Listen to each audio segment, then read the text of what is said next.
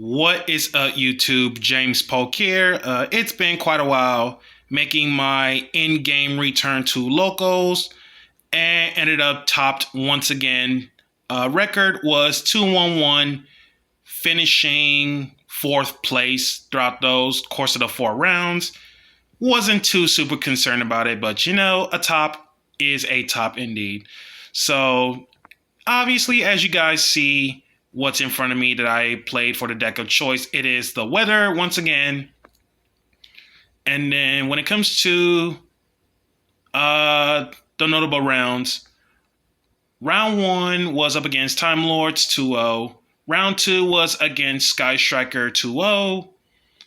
Round 3 was up against Floowandereeze. Never saw the cards I needed to see. I got mass murdered by them. 0-2, and then fourth round was up against Kashtira, and we both drew. So hence the record 2-1-1, finishing fourth place. And with that being said, let's get to the deck.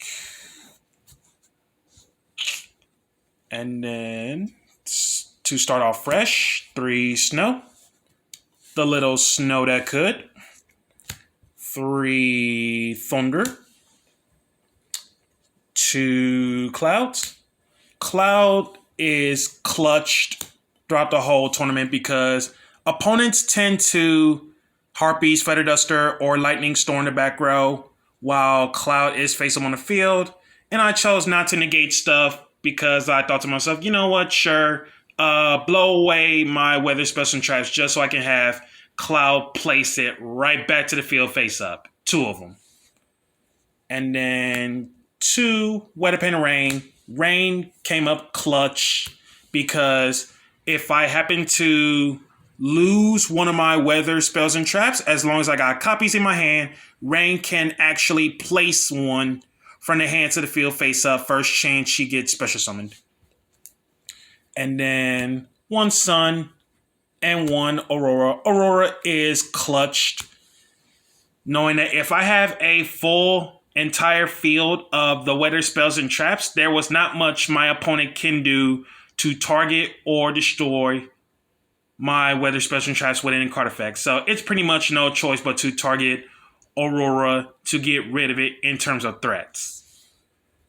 And then 2 D shifters, 2 DD crows, and then 2 gamma along with the driver. And then spells, call by, tactics. Tactics came up clutch at least like one time. In any simplified game state with tactics is where if I already have a good hand when it comes to tactics, no reason for me to draw out the extra cards if I were to sense the Ash in my opponent's hand. Especially if it's like multiple copies on a follow-up.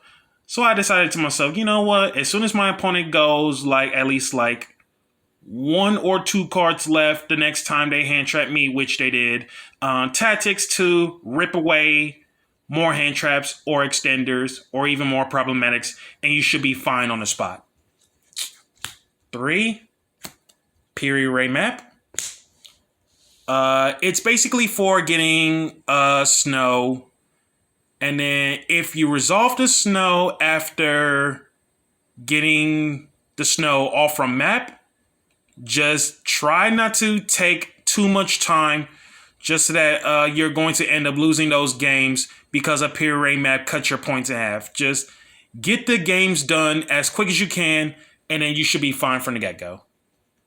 And then for the weather spells, 3 snow, 1 rain, 1 cloud. Cloud canvas legit clutched because in any simplified game state is where if my opponent has too much attack or defense, and if we can't put pressure on them, we could just have too many weather monsters that are in the same column or adjacent to the one that's right next to cloud canvas, so we can just shrink away our own attack so we can direct attack them and then just keep on putting pressure to my opponent.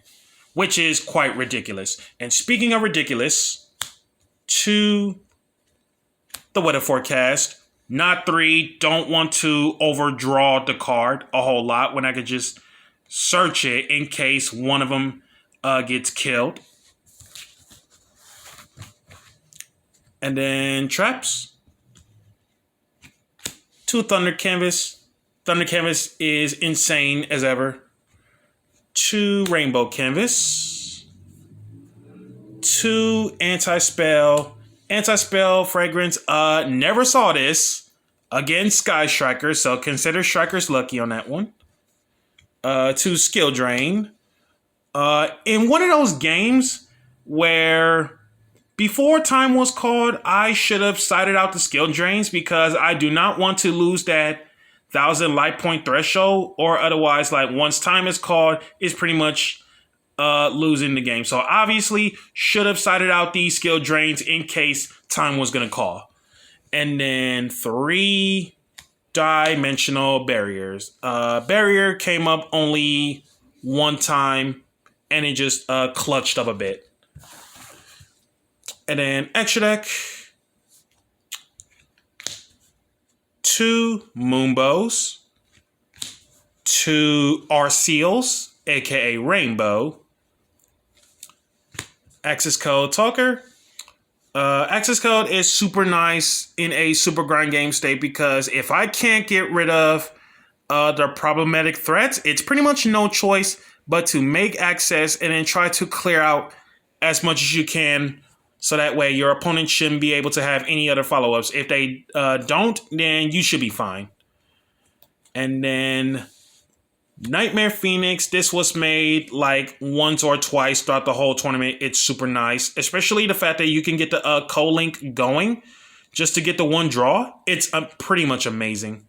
And then Geonator Transverser, this card stole me a game because any given time where if I see something quite large in terms of attack power, and as long as I have my opponent in a rough spot where Geonator's arrows are pointing to, we could just literally creature swap it and then have the stolen monster switch to attack position, and then it was pretty much lethal after that. And then the rest of the extra deck, it was no concern, as in it was never made.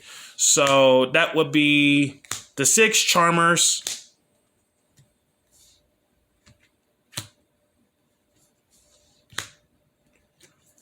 Selene, and then Omega. Omega is really, really good, but unfortunately, Gamma was never resolved on my turn, so I can legit make Omega.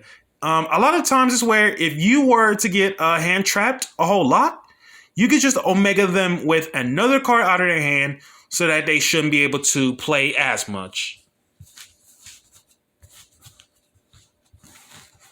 And then sideboard. Shared rides, 3 of them. This comes up almost literally every game. And then the 1 Macrocosmos. Yes, I am aware that it's at 3. But at the same time, it's where like the rest of the sideboard is pretty much nothing but back row hate, none whatsoever. Or any other removals in any shape or form. Pegotops, Change of Heart, Feather Duster, Lightning Storm, 2 Cosmics, 2 Dark Ruler, 3 Evenly Matched. And speaking of evenly matched, I believe 3 out of my 4 opponents legit evenly matched me a total of 6 times, which is ridiculous.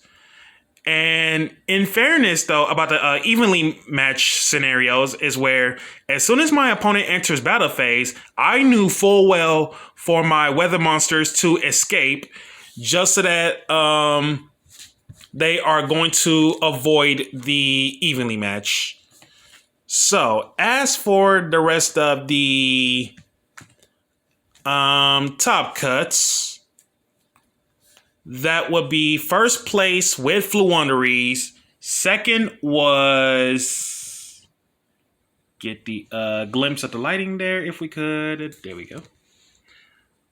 Second was Ishizu Tier. Third place was Kashtira. And then fourth place, yours truly, with the weather. But other than that, about how I felt the return to locals, it's super nice. And with that being said, this is James Polk with the fourth place weather deck profile for you guys. Be sure to like, comment, subscribe, and share. Hit the notification bell to keep yourself constantly updated, and I'll catch you guys next time.